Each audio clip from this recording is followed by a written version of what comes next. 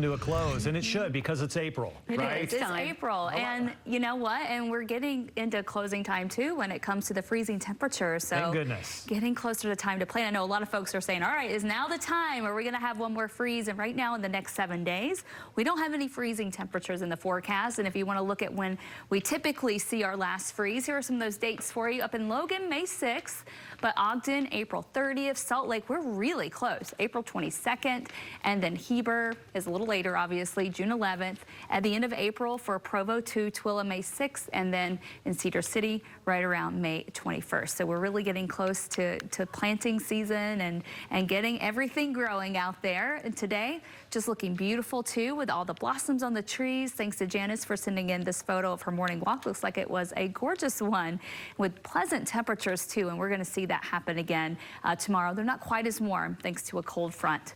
Your hourly forecast for tonight, we're going to have temperatures in the 70s and upper 60s as we head to the next hour, and then we trail off into the 50s by 10 o'clock tonight, and that's where we will bottom out. So low 50s when we start the day tomorrow, and then we're in the low 60s by 11 a.m.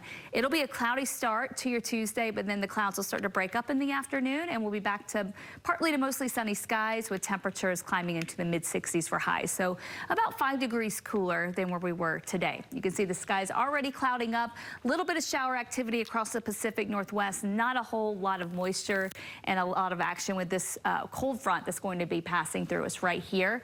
So it's just going to drift right across northern Utah tomorrow, and it's just going to bring in, again, more cloud cover than anything else and just a minor cool down for us. Storm zone showing a chance for a little bit of rain across far northern Utah, potentially a few flakes of snow in the mountains, but really hard to get much out of that system. And then for the rest of the day, the clouds are clearing out. Tomorrow night will be a bit colder than tonight. Tonight's lows in the upper 40s and low 50s, and tomorrow we'll have a lot more spots in the low to mid 40s, but we still stay well above freezing. And then a big ridge of high pressure moves in to bring in some record warmth later in the week. So Wednesday, we're back into the mid 60s for highs, but after that, high pressure is building in for Thursday and Friday, and that's going to bring highs in the upper 70s to even low 80s potentially for the Wasatch Front.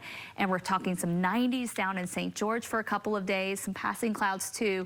Backside of that high pressure allows for a cold front to come in this weekend. So Saturday's warm, Saturday's breezy. By Saturday night, the colder air starts to come in. We'll have a chance for some rain and mountain snow across northern Utah with that. And then cool northwesterly flow Sunday and Monday. That might linger for a few days to bring our temperatures back down. So right now we're in the sweet spot before those changes move in.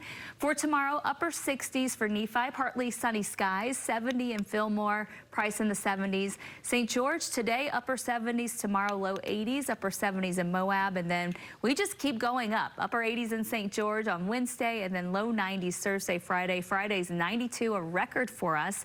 And then that cold front approaches Saturday, and that's going to bring breezy, warm conditions with a slight cool down. I think we might be ready for the low 80s down in St. George by Sunday, Monday. Northern Utah, low 60s in Logan, mid to upper 60s West Valley and Spanish Fork.